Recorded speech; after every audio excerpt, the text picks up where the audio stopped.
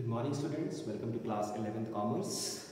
Our subject is accountancy and the topic for the today's class is rules of debit and credit. आज हम बात करेंगे rules of debit and credit की। तो सबसे पहले स्टार्ट करने से पहले सेशन को हम ये बात कर लेते हैं, ये समझ लेते हैं कि what are the outcomes। इस सेशन के बाद क्या आप समझ पाएंगे, इस लेसन को पढ़ने के ऑब्जेक्टिव्स क्या है, तो what are the different learning outcomes। After going through this session, student will be able to state the meaning of account. Student क्या होंगे, वो आसानी से बता सकते हैं कि अकाउंट क्या होता है। Secondly, they state the meaning of debit and credit. वो ये भी बता पाएंगे कि डेबिट का मीनिंग क्या होता है और क्रेडिट का मीनिंग क्या होता है। And thirdly, they explain the different types of accounts under traditional approach and modern approach with the help of some examples also. So these are some of the learning outcomes of the today's session. तो start करते हैं हम आज की video.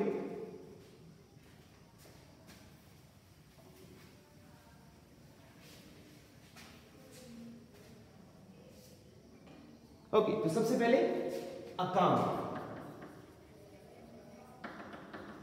What do you mean by account? Account क्या होता है? It is a record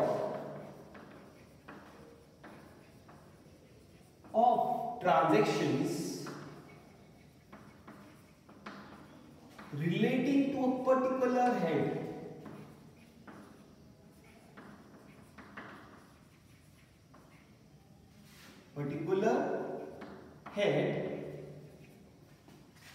in a chronological order.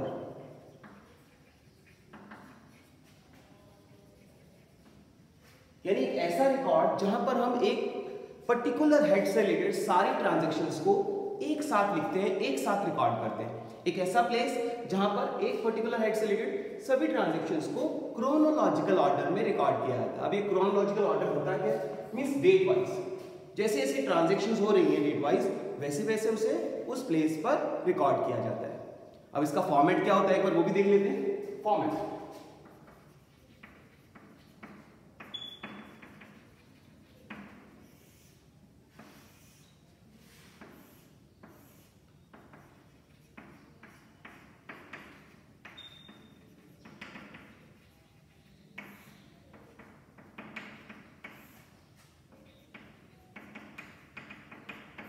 तो सबसे पहले देख रहे हैं इसकी लेफ्ट साइड को हम बोलते हैं डेबिट। अभी हम बात करेंगे इसके केस में। तो पहला कॉलम क्या है इसमें? इसकी date, then particular, then JF, then amount, और फिर यही रिपीटेशन इसकी राइट साइड में भी होता है।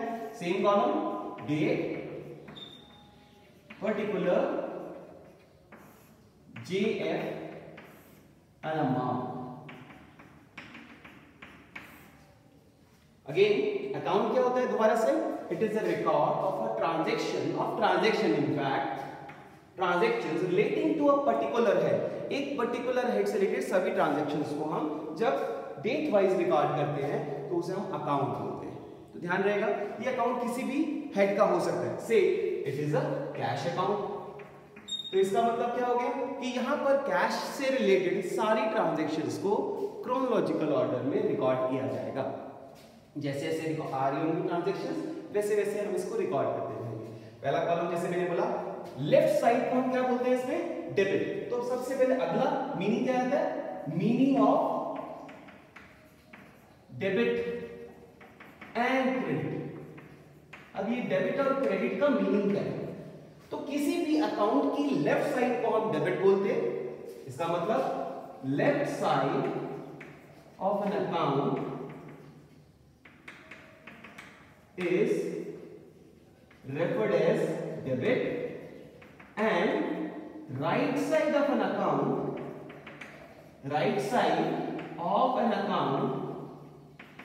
is called credit। मतलब क्या हुआ? लेफ्ट साइड में जो लेफ्ट साइड होती है इसको हम बोलते हैं डेबिट। किसकी? अकाउंट की लेफ्ट साइड को बोलते हैं डेबिट और अकाउंट की राइट साइड को बोलते हैं क्रेडिट।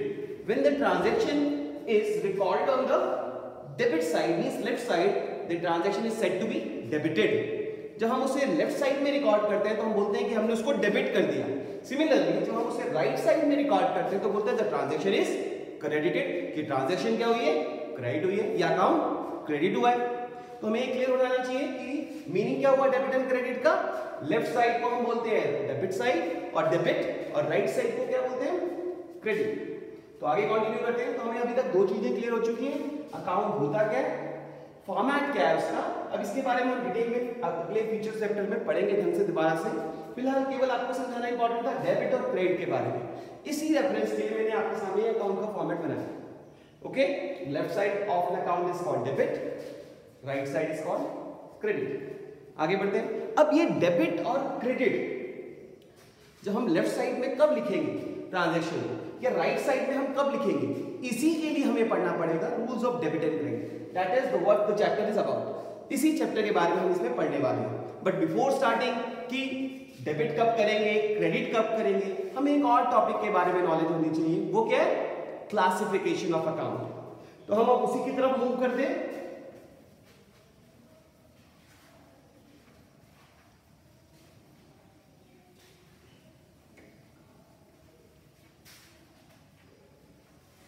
क्लासिफिकेशन,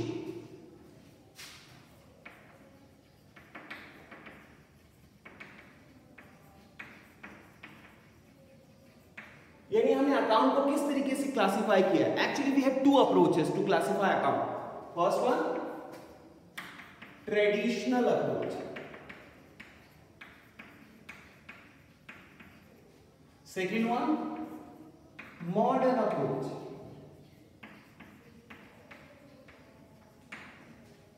ट्रेडिशनल मीन्स पुरानी, जो हम पहले यूज करते हुए आ रहे थे, और मॉडर्न मीन्स जो आज की अप्रोच है, जो हम आज के डे में, आज के वर्ल्ड में हम इसको यूज करते हैं। तो आज की डेट में यदि पूछा जाए मॉडर्न एरा में कौन सा अप्रोच यूज किया जाता है, तो हम बात करेंगे मॉडर्न अप्रोच की। तो फिलहाल हमें मालूम होना चाहिए ट्रेडिशनल अप्रोच क्या है या मॉडर्न अप्रोच क्या है। तो ट्रेडिशनल अप्रोच की बात करते हैं पहले। ट्रेडिशनल अप्रोच क्या कहता है कि अकाउंट बेसिकली दो टाइप के होते हैं। कितने टाइप के? दो। क्या क्या? Personal account,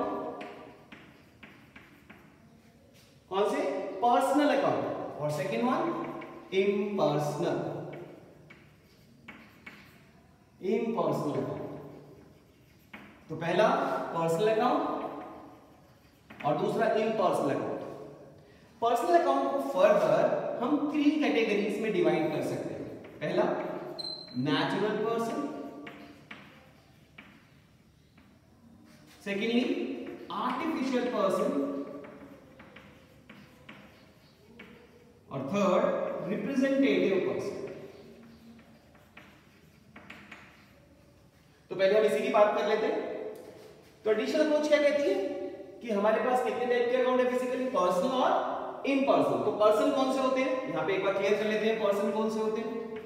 personal account, accounts which are related with persons, like क्या हो सकता है? जैसे राम श्याम, कोई कंपनी का अकाउंट जैसे रिलायंस इंडिया लिमिटेड,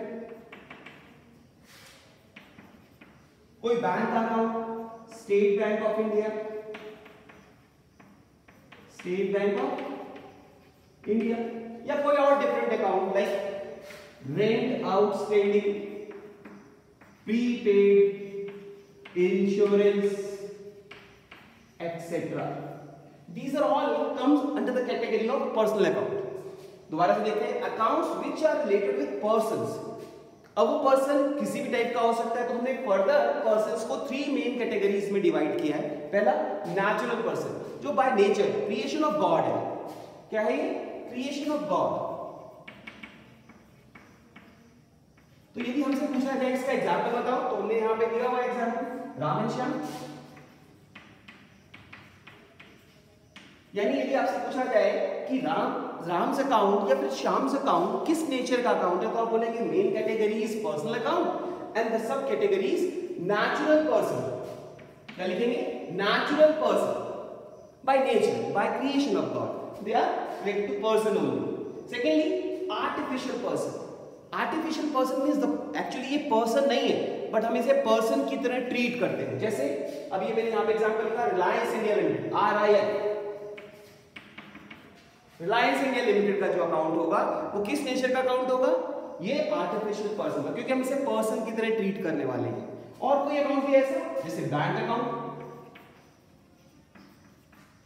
यानी आर्टिफिशियल पर्सन कौन से अकाउंट होंगे? Artificial persons are those account which are not actually the person, not a real person, but treated as a person, as a artificial person. So examples are, कोई company हो सकती है, कोई institution हो सकता है, कोई बैंक हो सकता है, ये सब किस कैटेगरी में आते हैं? Artificial person. Thirdly, representative person. Representative persons are those personal account which are actually person, जो कि पर्सन है, but their actual name is not used. In place of their actual name we use some other words. हम उनका नाम ना use करके उन्हें किसी और नाम से रिप्रेजेंट करते हैं। जैसे मान लीजिए मेरा एक लैंडलॉर्ड है और मैंने उनसे एक प्रीमाइसेस, एक शॉप किराए पर ले ली और मुझे उन्हें क्या देना पड़ेगा? रेंट देना पड़ेगा। अब मान लीजिए मैंने वहां 2 मंथ्स ऑलरेडी ऑक्युपाई कर लिया, उनकी सर्विसेज ले ली, बट पेमेंट अभी तक नहीं करी है।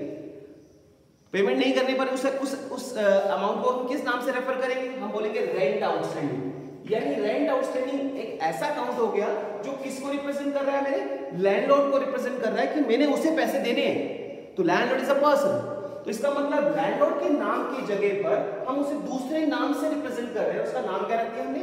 Rent outstanding. सिमिलरली और रिप्रेजेंटेटिव के एग्जांपल क्या होंगे? जैसे मैंने किसी को एडवांस पेमेंट कर दी, प्रीपेड इंश्योरेंस, किसी से एडवांस में इनकम ले ली, एडवांस कमीशन, तो उस पर्सन को पैसे देने हैं। बेसिकली वो सब पर्संस हैं, बट उनके नाम की जगह पर हम उन्हें किसी और नेम से रिप्रेजेंट करते हैं। That is why this personal account is referred as representative person. उसके एग्जांपल क्या होंगे? जैसे रेंट आउटस्टैंडिंग है, प्रीपेड इंश्योरेंस। तो ये क्लैरिटी हो गई होगी आपको कि पर्सनल अकाउंट की मेन कैटेगरी कौन सी है? Natural person, artificial person and representative person. हम आगे की तरफ मूव करते हैं, बात करते हैं किसकी? Impersonal account.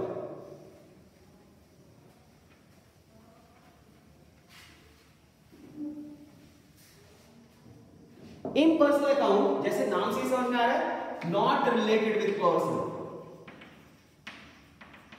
ऐसे अकाउंट जिनका रिलेशन पर्सन से नहीं है, जो पर्सनल अकाउंट नहीं है। ऑब्वियसली जब पर्सन हमने ऑलरेडी डिस्कस कर लिया तो ये रिलेशन इनका पर्सन से तो होगा ही नहीं।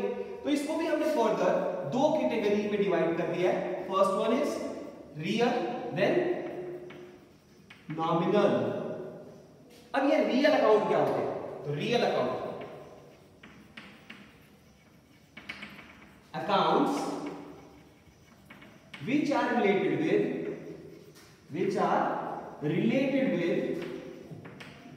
tangible or intangible assets of the business या फिर firm। दोबारा से रिपीट करते हैं, accounts which are related with tangible assets और intangible assets of the business और the firm excluding personal. Personal को छोड़ के कौन कौन से होते हैं पर्सनल? जैसे डेटर्स हो सकता है, बिल्स रिसीवेबल हो सकता है, एक्सेट्रा।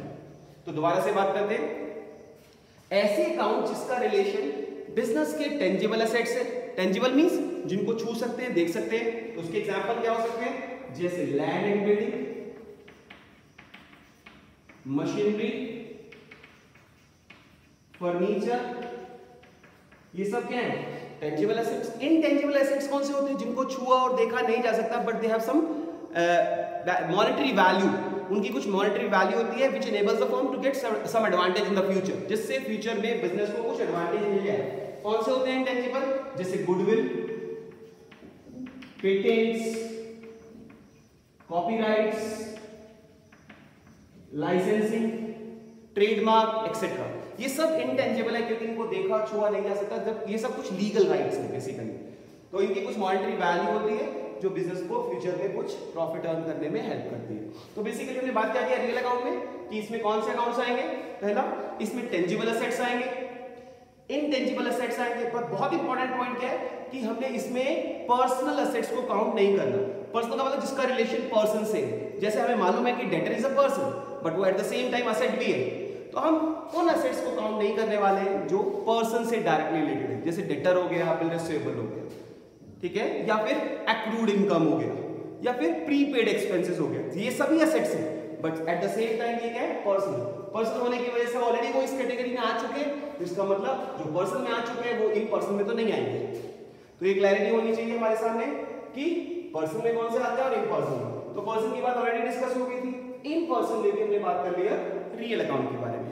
अब मैं सेकंड की तरफ मूव करता हूं, इसमें nominal account.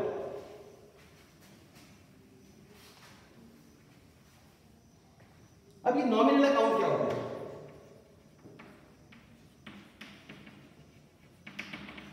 Nominal account are those account which are related with losses, expenses and gains income of the business। ऐसे अकाउंट जिसका रिलेशन बिजनेस के लॉसेस एक्सपेंसेस से या गेन्स और इनकम से होता है, उन सभी अकाउंट्स को हम नॉमिनल अकाउंट की कैटेगरी में लेते हैं। मैंने क्या बोला example, losses expenses gains income. तो चलिए एक बार एग्जांपल लेते हैं। सपोज मुझे लॉसेस की एग्जांपल लेनी है, तो मैंने बोल दिया लॉस बाय फायर अकाउंट, और मुझे गेन्स और इनकम का लेना है, सॉरी एक्सपेंसेस का लेना है। सपोज तो एक्सपेंसेस में रेंट हो सकता है, सैलरी हो सकती है, इंटरेस्ट पेड हो सकता है, ये सब वो खर्चे हैं जो हम पे करते हैं।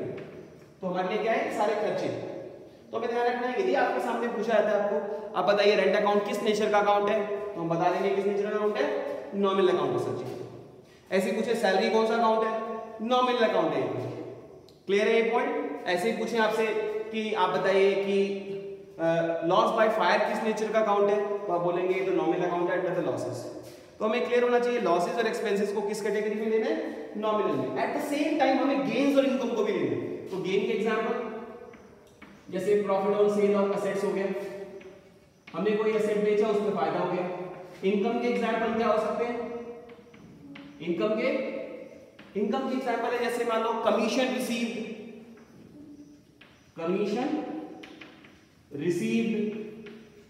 Interest received.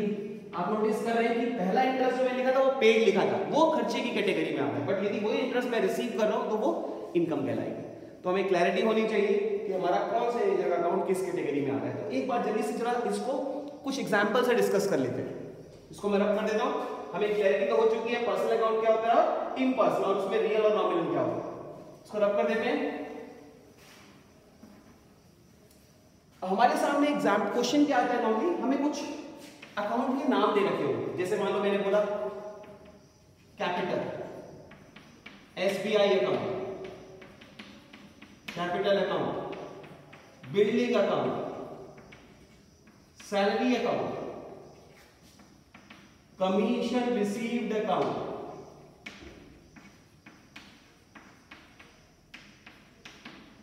इसके अलावा आउटस्टैंडिंग वेजेस अकाउंट,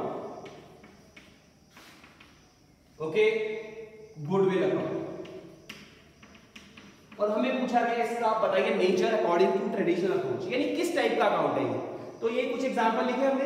तो बात करते हैं सबसे पहले कैपिटल, क्योंकि कैपिटल कौन लगाता है, ऑनर, तो इसका रिलेशन किससे हुआ, पर्सन से। तो हम लिख देंगे ये तो पर्सन है सर। यदि हमसे सब कैटेगरी भी पूछी जाती है तो हम बोल देंगे नेचुरल। क्या है ये, नेचुरल। पर्सनल कैटेगरी है मेन और उसकी सब कैटेगरी होगी नेचुरल। एसबीआई किस नेचर का अकाउंट है, हमें मालूम है एसबीआई आर्टिफिशियल पर्सन है, तो सबसे पहले तो ये पर्सन हुआ, फिर हम बोलेंगे कि आर्टिफिशियल है। क्या है ये, आर्टिफिशियल। थर्डली बिल्डिंग क्या है, हमें मालूम है कि ये इम्पर्सनल में रियल कैटेगरी में आता है, तो हम डायरेक्टली रियल अकाउंट लिख सकते हैं डायरेक्टली। तो हमने लिख दिया कि ये कौन सा अकाउंट है, रियल अकाउंट। सैलरी किस नेचर का अकाउंट है, तो हम डायरेक्टली लिख सकते हैं नॉमिनल अकाउंट।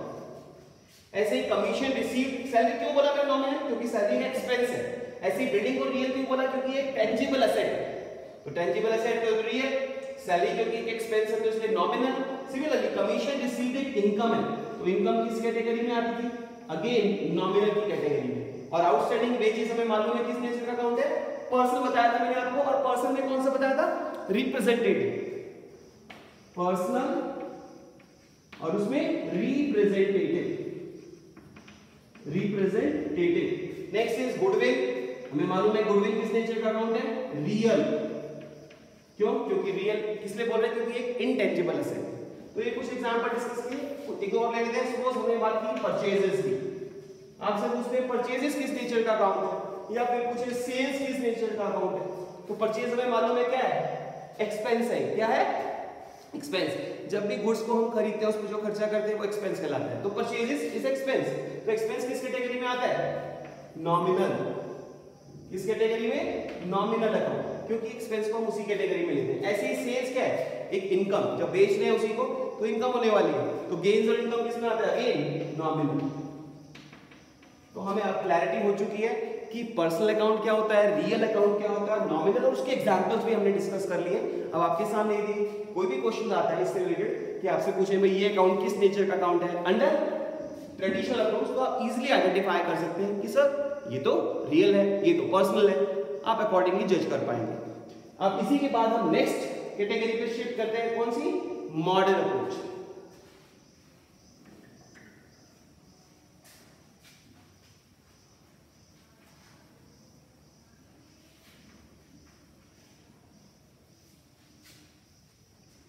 अब ये मॉडर्न अप्रोच हमें क्या बताती है?